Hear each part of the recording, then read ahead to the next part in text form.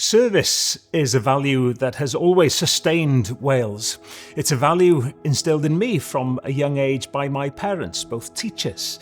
It's a value I've sought to pass on to my own children, the gift of giving back to the people and communities that gave us so much. Well, tomorrow is your chance to choose who serves our nation for the next 4 years. It's Plaid Cymru's deep sense of service to Wales, focusing just on our needs, on our future, that first drew me to politics. A party without masters in Westminster, without instructions to follow or interference. We take our cue from you. And as your First Minister, service is a value that would guide me every day.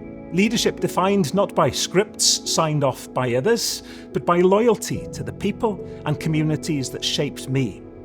Leadership that places compassion and credibility at its heart, and which replaces the old way of doing things with a new humility and real ambition for Wales. So seize that chance. Vote for a party ready and willing to serve you, the people of Wales, and for a First Minister that will always put national interest before self-interest. Vote Plaid Cymru.